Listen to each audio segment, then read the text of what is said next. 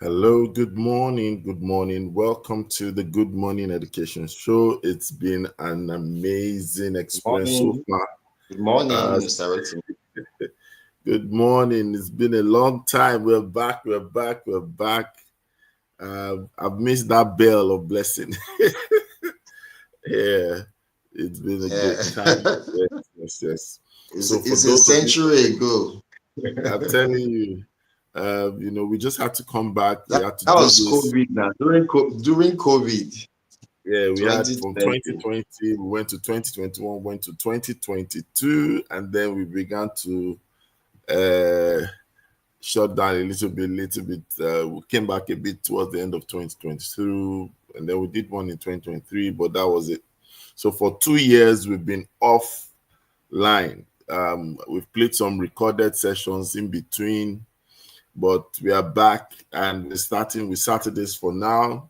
And I believe with time, as God helps us and we begin to see the demand, we'll try to see how to make it much more a better mainstream. So if you're just joining us, this is the Good Morning Education Show, and I'm excited to welcome you on this Saturday morning. It's a wonderful morning, the 12th of July, 2025. And interestingly, you might want to know that the Good Morning Education Show actually started July 2020.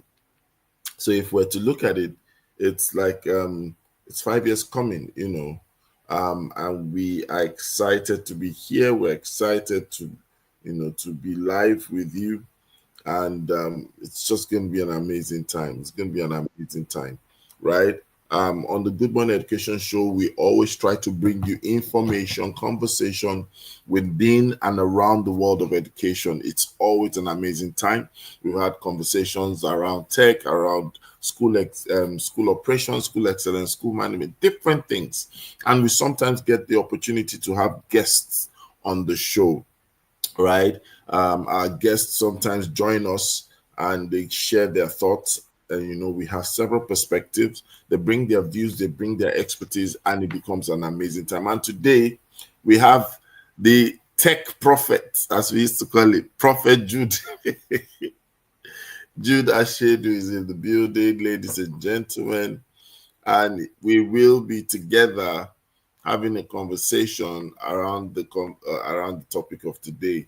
And pretty much what we are talking about is the state of education. So as we bring back the Good Morning Education Show, um, our desire is to be able to begin to add more value. So today we're talking about the state of education, but just so we know the people connecting with us today, I would love you wherever you are, if you don't mind, just tell us your name, tell us the location where you're streaming from. We're streaming from different parts of the world. I am in Lagos, Nigeria, to be precise, and I'm sure Prophet Jude is in Lagos, Nigeria. But then if you're just connecting with us, please tell us your name and tell us the location you're streaming from. Jude, any word for the audience? Over to you.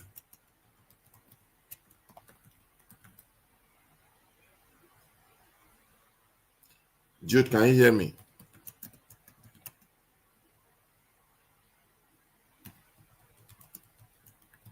Hello, Jude.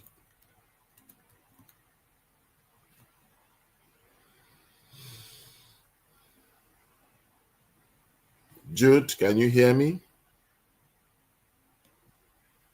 You're muted.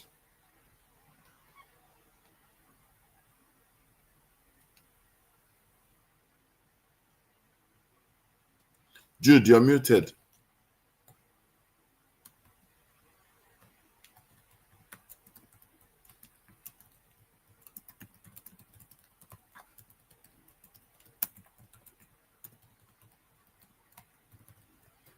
Jude, are you there?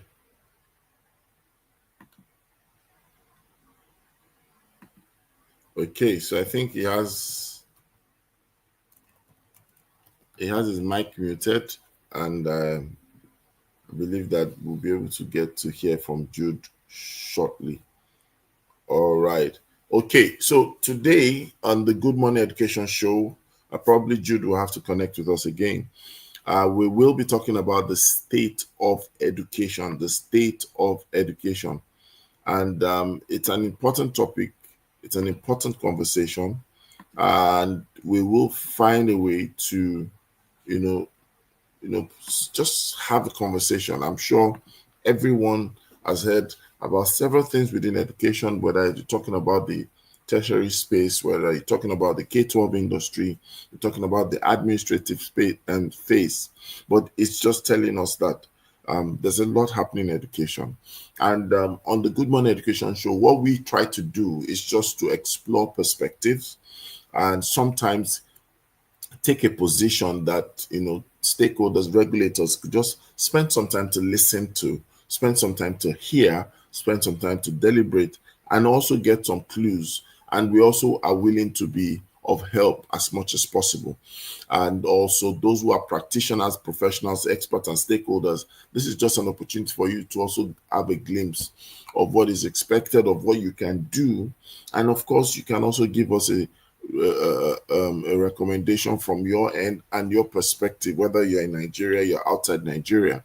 And when we talk about education, sometimes we don't limit it to the current world of education in Nigeria. We spend some time to talk about the world of education even outside Nigeria. So we have Doris Chinedu Okoro joining us, I'm sure all the way from the southeast. Um, Good morning. Thank you for joining. Thank you for joining. It's an amazing time on the Good Morning Education Show. I was telling the people that this is something we've been doing since 2020, and the journey has been an interesting journey so far. On the Good Morning Education Show, we've had, yes, your Doris streaming from Enugu Southeast. That's the convener of the Southeast Educators Conference, an amazing conference indeed. We've had the Good Morning Education Show for about 5 years. We started in 2020, then went to 20, more than 5 years. 2020, July, 2021, 2022. Then when it got to 2023, we had a bit of inconsistency, as I'll put it that way. We didn't have the show every time. And then 2023 mid-year, in fact, I don't think we did much. So we just had a shutdown. And then we're not around 2024, but we are now back 2025. And it's just an amazing experience. And in between that time, we've had the Good Morning Education Show Mondays to Fridays. And then later on, as the demand will have it, and also because of those who were not able to catch up with the weekly episode. So we went into the weekend. So we had it all through. We started Monday to Friday, moved to Saturday, 9 a.m., and then we had Sunday evening. Although the weekend for Sunday was not on YouTube and the likes, it was on Instagram. So weekend was always I think Saturday was still streaming out that we use across the platforms, but then on Sunday it was an evening on Instagram Live. And it's always a special focus on those weekends. But then on Mondays to Friday, we have our anchors join us. We have Judah Shedu, we have Titi, um, uh, we have Ugochi, we have That's the Safety Chick, we have Rhoda Odigbo. We have so many people, and we've had guests. If you're all the way from the UAE, we have Nana from Ireland that normally joins us. In fact, we have a very amazing crew, and we promised that this time around that we are back is going to be back. It's going to be better. It's going to be back. It's going to be original. It's going to be back. It's going to be sweeter, if there's a word like that. So we're excited that everyone is here, and we believe that it's going to be an amazing time. Jude, can you hear me now?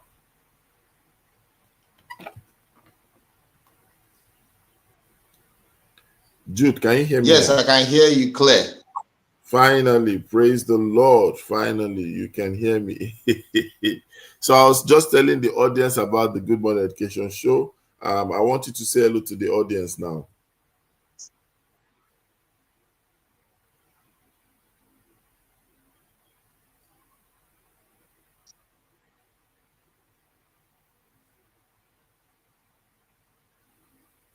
Can you still hear Yes, me? yes, I can hear you.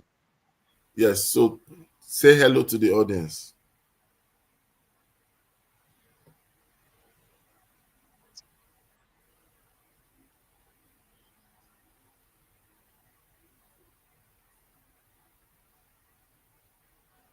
Hello,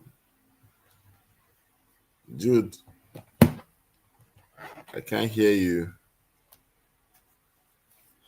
And also, just while we wait for Jude, please understand that you are also able to ask questions along the line. We hope to be able to give opportunity for calls coming in, but this is just our comeback episode. So we're talking about the state of education, the education state in Nigeria. How has it been? How has it been at your hand? How has it been by your perspective? I think that there are several things that we need to talk about when it comes to the state of education in Nigeria. And one of the things that I believe, if we were to look at it from not just looking at it as a problem, but also looking at it as a proposition of things to address, I think that we might need to look at the issue of mismanagement. The issue of mismanagement. I've always been someone who has always advocated that when you want to look at, especially like a sector of education, Nigeria's education system, there are many times that people say so many things are wrong, so many things are not in place, so many things are missing. But then you might need to also circle around the sector and begin to ask yourself, what are the key elements? What are the things? Yes, Eben, thank you for joining. Eben, you need to join us on this show. I don't know if you are able to join us. Um, I'm sending you the link, and please join us, Eben. Eben is also part of our amazing crew on the Good Morning Education show. Is always providing insights, lovely insights. Eben, I sent you the link. Please join us. And Miss Doris, too, you can join us. I've sent you the link if you have the opportunity to join. That would be nice. So, yes, we have what so before I lose my thoughts, I was saying that, for Nigeria's education system, in amidst the many things that we might have, things that are bothering us, amidst the many things that are affecting us, the education system in Nigeria is definitely um, is definitely plagued by at least four core critical issues or critical areas, and that in itself is just telling us as a people that if we want to really tackle these things, then we must use a laser focus approach to some of the elements, some of the things, some of the issues that we are talking about. So the Good Morning Education show today, I would like to start by saying that it's important to know at least four critical, let me not even say the five, but maybe today we'll try to talk about four critical issues, and then we now bring out the state of the sector as we look at these issues. So I think that number one, the education system and the education sector has a problem of administration or mismanagement, as it were.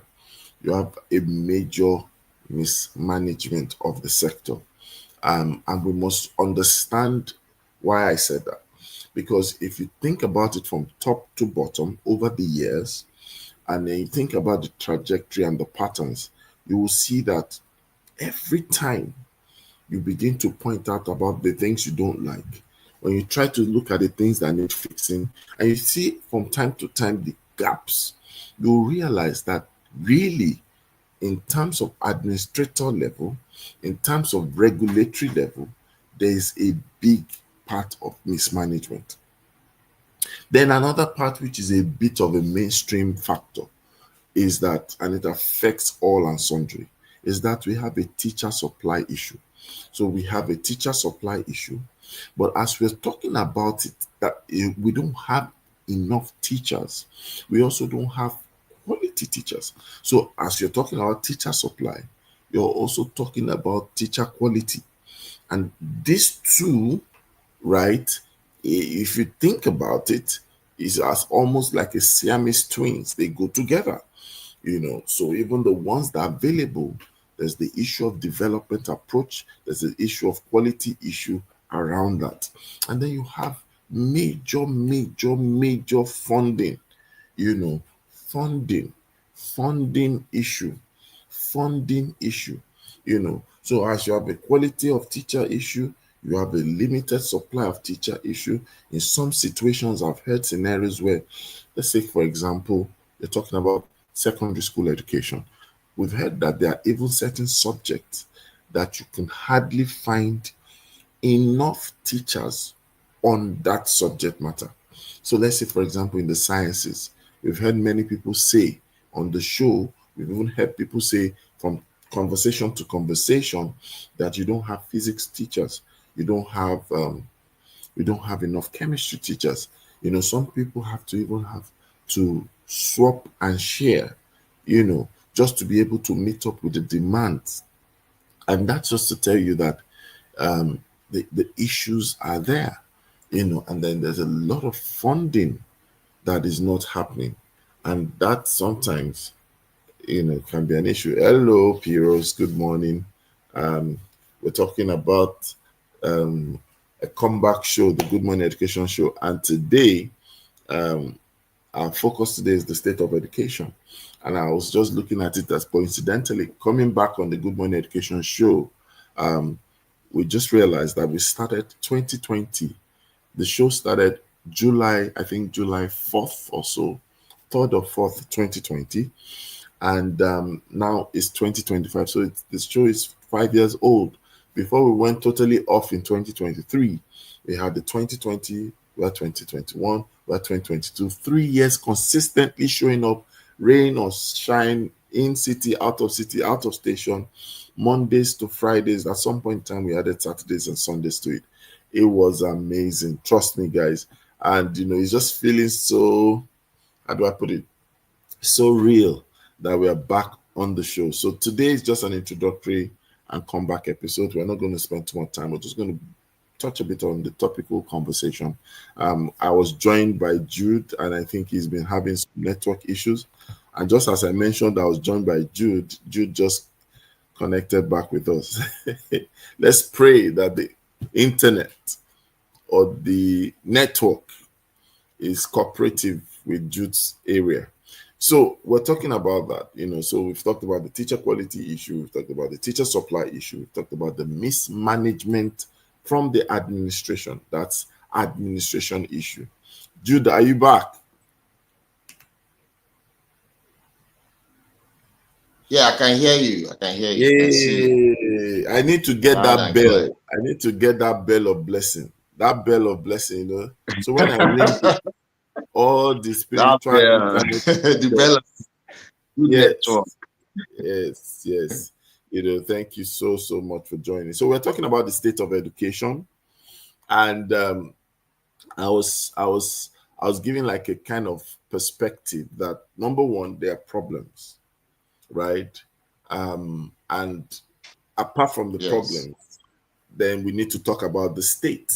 So I mentioned 4 problems already. I said education funding or finance is an issue, it's a problem. Teacher quality is a problem. Teacher supply, we don't have enough teachers, is a problem. Then the Yes. mismanagement in The terms last of one was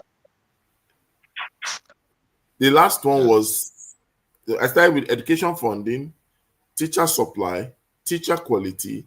Then I went to the What almost a million administration. teacher to 31 million students in Nigeria. Wow, that's it. That's serious. That's serious. So yes, let's have your take on this. Let's have your take on this. I guess you can see the development around in Nigeria, especially. most people are running from education because of maybe the pay or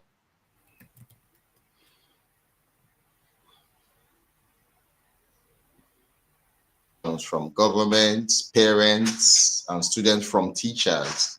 So most teachers or people who want to go into education are kind of scared of the field, right? And the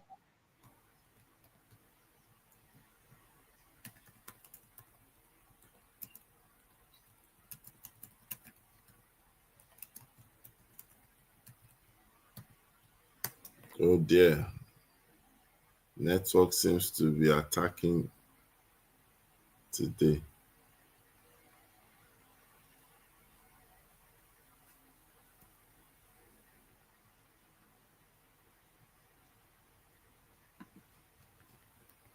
So we hope that Jude's network will cooperate so he can finish his thoughts, his line of thought. But Jude has raised an important issue in the statistics that he has given us, that we have 30 million children and the ratio to the children is 1 million teacher to 30 million or 33 million. That is, I need to even confirm if that is what we have or that is what is recommended. But I don't think that that's enough. If you think about it from that angle, I don't think that that's enough. So it's important. It's important that we begin to see that these problems actually they're real, they're big, they're huge, and there's a need for a mass attack and a mass approach. It's almost like the popular saying when people say that when there's no vision, the people perish.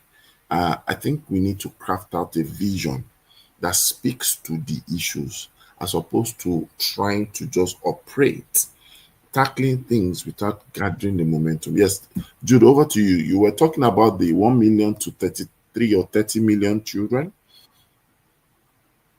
yes, yes.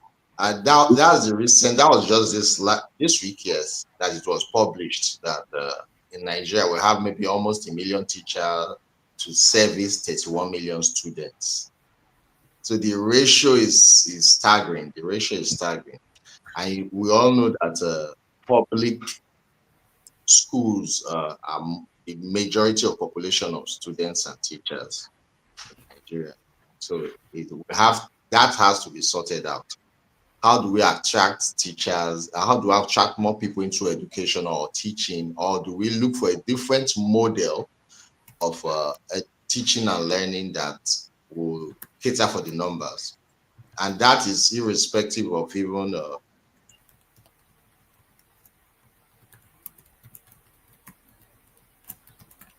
Are you there? the 31 million is just those in school and probably K-12 and all that. So it's very important we look for a solution or a way out to entice or encourage people into education. And with the traveling out, the Jaguar syndrome, you see that nobody wants to do anything in Nigeria again. Nobody wants to do anything in Nigeria. Even Nigerians don't want to do anything. Just the idea that there's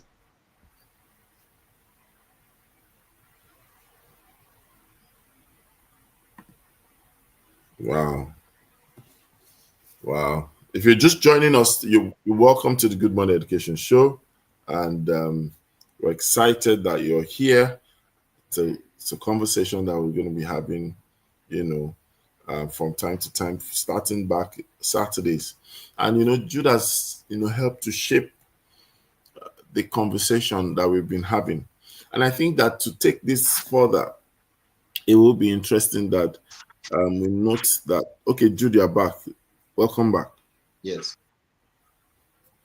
So we need a way of enticing teachers back to the classroom or enticing new teachers into education. That has to be sorted out.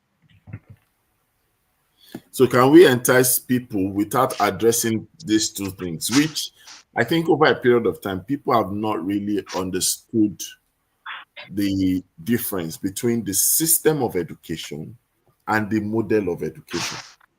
So sometimes you hear people say the education system, the education model,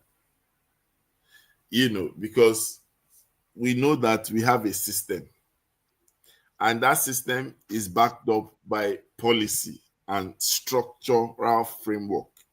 So you have things like the 6-3-3-4 system. In fact, there was a time they were talking about the nine. Isn't they said the 9-3 or the 9-4-2 system? There was a time they were trying to talk about that. And probably that could also be one of the ways to address the issue of attracting more people into the sector, especially from the teaching angle. Because from conversations and from inference, it's possible that people do not see themselves having a long career in the world of teaching. And because we've not enabled the opportunity for such people to see it from that angle, most people now begin to think about it that I cannot teach for 10 years. But what if it was possible that after addressing the system of education, we now have an opportunity where we have some interim intervention where people can actually get to deal with basic education, teach at that level, or even sometimes at the secondary level, and they do not need to stay too long building or basing their career or in that space. So that makes it a lot attractive, or that solves part of the problem of making the sector attractive enough for people. Then if the sector is trying to woo people in, then we must realize that there has to be a way of selling a national vision towards this. What's the national vision about this? How do we get to make sure that this is coming together as something that we all see ourselves to arise and build? We must arise and build, right? This is very important. I don't know if Jude is there or if he's trying to connect back. Wow.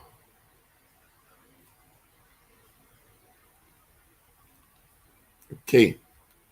Anyways, we're just having fun here. If you're joining us, this is the Good Morning Education Show. We're excited, and I hope you're excited. And we will be here next week as well. And the goal is mornings, ideally. When we made the announcement, we said we're going to be coming back every 7 to 8. And last week we had a bit of technical challenge, and this today I just said, you know what, we have to break that mold and come on there. And our goal is to make sure that we're there for you. We're also there to look at the entire week and then look at the entire sector and speak to the conversations and the reality of the sector, the business of the sector, the things that shape the week. And then we bring answers, we bring solutions, we bring insight, we talk about it, we make it explorational, we make it exploratory, and then people can actually learn and glean from all the things we're talking about. In Lagos, for example, today we have local government elections taking place. And I believe that this is also an opportunity for us to begin to profile the people who are stepping into the office as local government chairmen. Of course, next year is going to be election year, where a lot of people are going to be planning campaigns, looking at who is going to take the ticket for their party in the 2027 election. But before then, this can actually be an opportunity for us to look at the problems and scale it down to the grassroots level and begin to see how we engage. And I'm sure other states will also take the same steps to begin to have their own local government elections if they've not had that already. And then we now begin to make sure that this is now the front burner.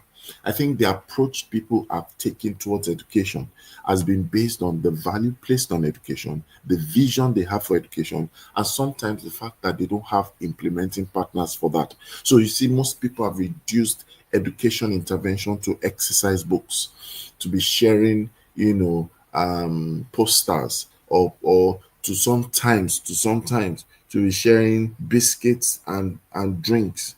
Those things are nice as activation, but they do not necessarily change the sector. Neither do they influence the system or talk about the model of education. They are two different things. When you think about the Montessori education, for example, that speaks to the model. That's talking about the deployment framework of how education is learned. And because of the situation of our economic realities, our social realities, there must be an urgent cry for a revamp or substitutional approach or integrational approach to the model of education, so that when the model is spread, when the model is not fixated, it's not forced, there's every tendency that you say, if you're adopting the Montessori method, which speaks to the model of education, for example, in that country or in that state, we will measure your effectiveness and regulate you based on the model you adopt. So it's almost like multiple choice options. So people can decide to also say, we are adopting the faith based model of education. And that model, as adopted, would also be regulated, checkmated based on the model. Now, the model, if it is running and it is right, if it is flexible and it is functional, would cause us to advocate for a right system. 6334 is a system. But for example, you want to tackle the out of school children, you need to realize 10.1, 10.2 million children out of school, their realities will be different. We can't totally submerge them into mainstreaming, because for some of them, the economic reality is that they are indirect mini entrepreneurs. Some of them go to farms. So is it possible that we are trying to take them away from the farm, and they're looking at us and saying that you're taking us away from our core livelihood, you're taking away from our culture, you're taking away from our belief? Is it not possible for you to have a farm school? Why must they go into a mainstream school? For example, you say that some parents take their children to the market to sell with them or just to watch them. Why do we have to make sure that these children go to public schools, that they will have to walk distance, or sometimes the parents will have to think of giving them transportation funds, risk kidnapping and abuse, just to go to learn something they don't think will be applicable to them or they don't feel is deserving of them? Could it be that there could be a situation where we set up kiosk school or market schools, so that as the parents are there, the children are learning where the parents are? After all, most people learnt from their 0 to 1, 0 to 2 years at home, which typically is an advocacy in some part of the world, that the child has no business going to school until he's turned 3. But we've been able to machinate something because of the practice of the system and, of course, the difficulty in our model of education. So, Jude, welcome back. Welcome back. Yes, thank you so much. So, I was Thank you talking so much. about the fact Yes, that, you're right. yeah, continue, carry on. Yes, you're right. The way education has been set up is basically more of a business that is simply harming the system, harming, will I say, harming individuals or harming families, a way of living that might not even work with our own climate or with our African settings, right? Like we were saying, a 2-year-old have nothing to do with schooling at the point, at this point, right? We have a lot of them because of their parents are doing 9 to 5 jobs. They drop them up and come back 8 a.m. or 8 p.m. in the evening to pick them up, and no connection with their family. So the system and the way the economy has been set actually somehow is contradicting the way the educational idea we have or we should expect, or the processes of education that we should expect the schools and teachers to deliver. Take for example, before now, we had a system where even the house, or there's a homeschooling in African system where the parents teach the children to some certain age before they go out and learn other things from the world. But now parents are too busy. Parents are too busy to even educate their student, their children. Everything falls back to the school. I've paid school fees, and uh, teachers handle it from there. No connection between parents and students or their children. And that has also put pressure on teachers to live up to the expectation of their parents, of their students, and the society at large. Yeah, and when when I was talking about the conversation, around the issues, someone else will just be throwing palliatives that doesn't necessarily solve. And in Lagos, for example, we have local government elections today, meaning that Yes, across the local governments, we're going to be having, in fact, it's both local government and LCDAs, right? So it's yes, together. yes, So yes, that's about yes, 57. We're going to be having new leadership in some cases, but even if it's for someone else, it's a second term. It's still new yes. leadership in the real sense of, because you are Leadership, yes, re-elected. yes. So this is an opportunity for us to begin to take the message, or for us to begin to look at it, because before we get to the bigger elections and the general elections, we need these people who are stepping in to see the right perspective of how to help, what to be the focus. Not that you spend budget printing branded notepads. Mm-hmm. That doesn't totally change some things. Yes, It's just like when people were saying, oh, we need to teach entrepreneurship. You know, to a large extent, it sounds right by the ear. But when you go but it's close to not the practical. concept of what we are talking It's not about, you see practical that at we're all. not Yes. exactly, we're not really hitting a nail on the head, because it's still abstract to most people. Mhm. It's still abstract to most people. And I think that this thing is, as we're getting data for several things, it might just be the reason where we might actually now say, come, this requires multi-stakeholder approach.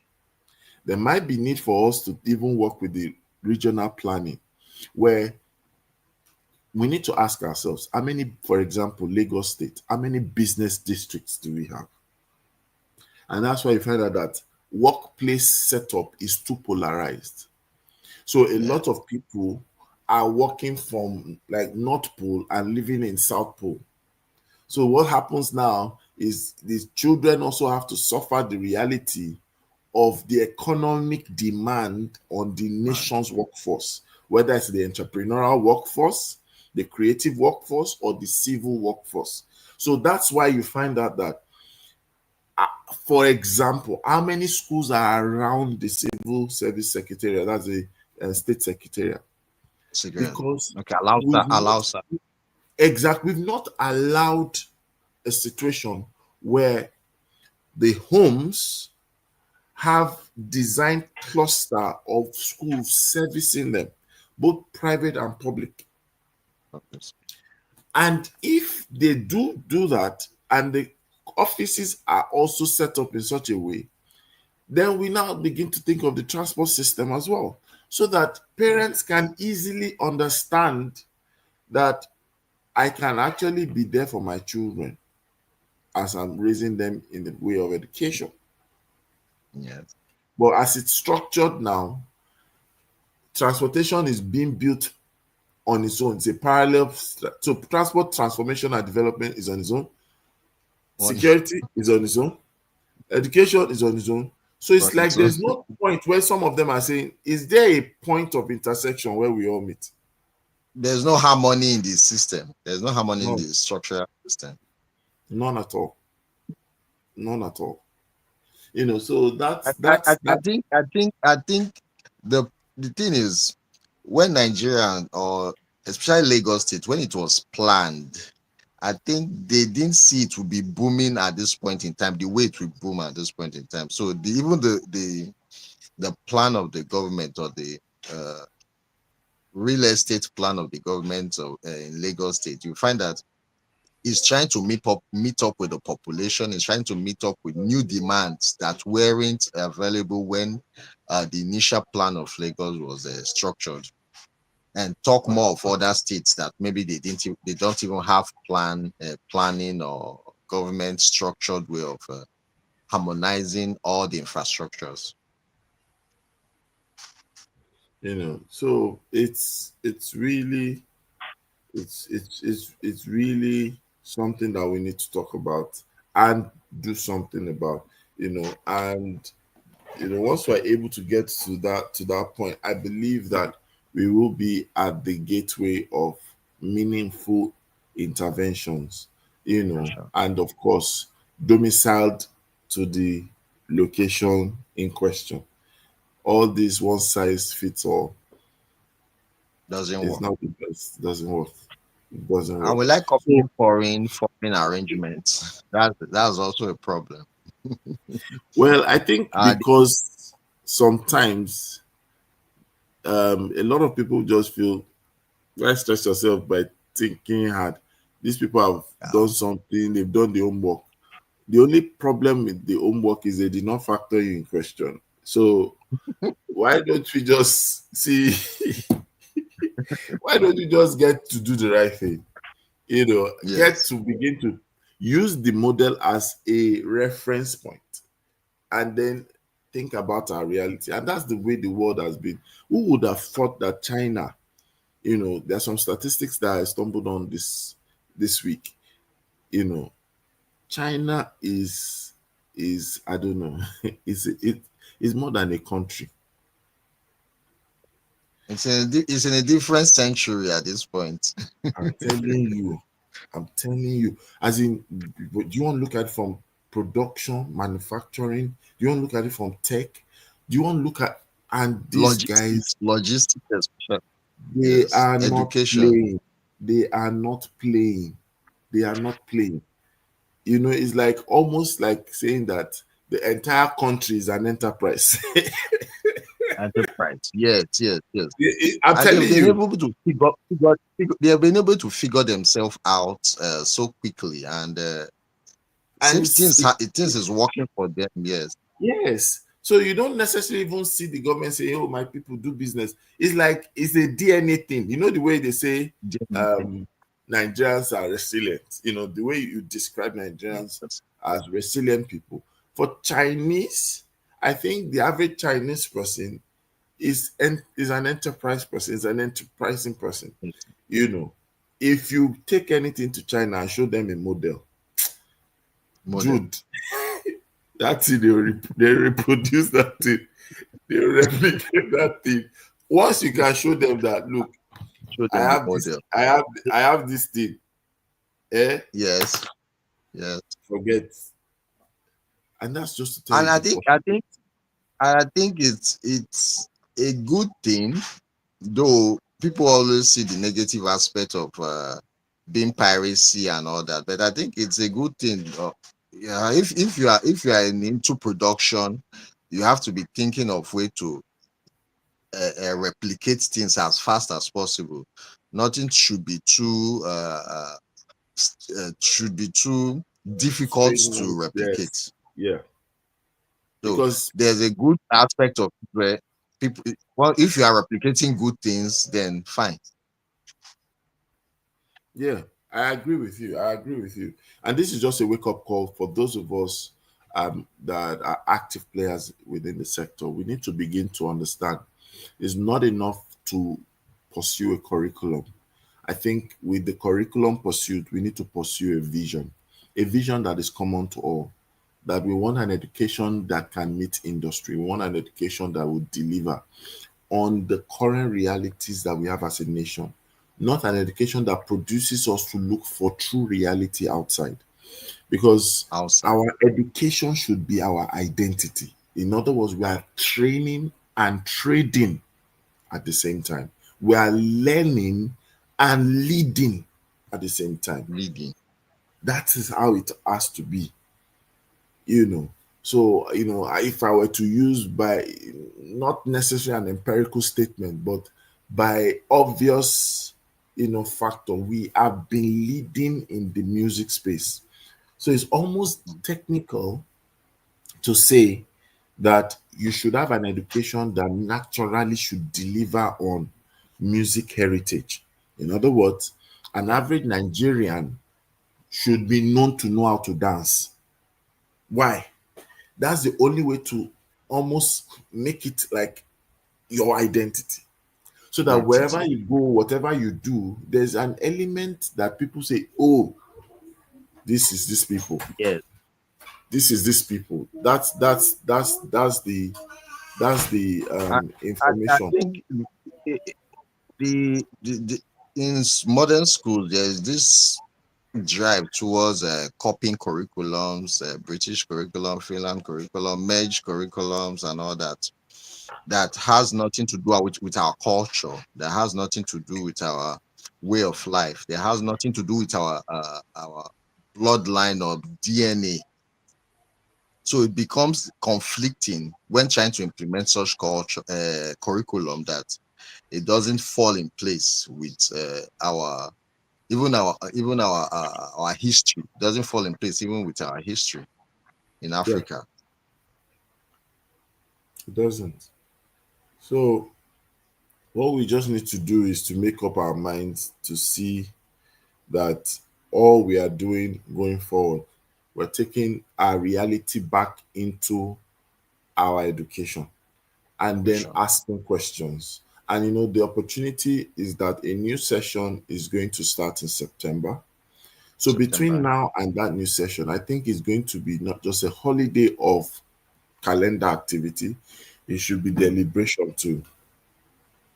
And Yes. once we are able to think about that, what is the missing link? How do we make this much relevant? And then the sector heads too are able to cast a vision. Everybody can now work towards something. And Something. then once we are able to get that blueprint, then we now inject the courage and confidence to do same. Because it will require for us to limit or stop some things. And some people don't know that in their mind, if I stop this thing, this is what is my distinctive. This is what makes me feel unique. This is what makes me look like Yes. I'm providing something special. But Something it might actually that be makes an them special. opportunity. Hey, it's an opportunity for you to look inward and find another uniqueness. And that's why we are not even trying to compete with the world because we are trying to copy sameness that we don't have the standards of. But if At we are all. very unique, who says the world will not come to our own form of education? Come to copy us. Yes. And we had this thing in the past where like for example, take our culture, right? You can see most part of the world is copying African culture. You see them trying to be like Yoruba, they're trying to be like Hausa, they're trying to be like Igbo, and you see, but we don't even appreciate these things that would have made it possible to have our own roadmap in Nigeria with our own culture in education. Yes, yes, I agree. So, well, like we said, it's an introductory conversation, and it's been an amazing time. Thank you, Jude, for always showing up. You always give us remarkable insights on this conversation on the Good Morning Education Show. For those of you joining us, for those of you who watch much later, please tell everyone the Good Morning Education Show is back. We'll be here on Saturday next week by God's grace for another conversation. And please watch us live, share the recordings, follow us on YouTube, follow us on Instagram, and just make sure that you keep the conversation going. And there's always something that we normally say on the Good Morning Education Show, although it's been long, so it feels like we are It's been rusty. like it's always a good morning on the Good Morning Education. Yeah, remember, it's always a good morning, or sometimes I say it's always a great morning on the Good Morning Education Show. Ladies and gentlemen, Education. thank you for joining. Jude, an amazing Thank you weekend so for you. much, Mr. Yes, We're thank back you and all. better. Thank you. So remember, it's always a great morning on the Good Morning Education Show. Thank Good you. morning. Bye. See ya. Bye.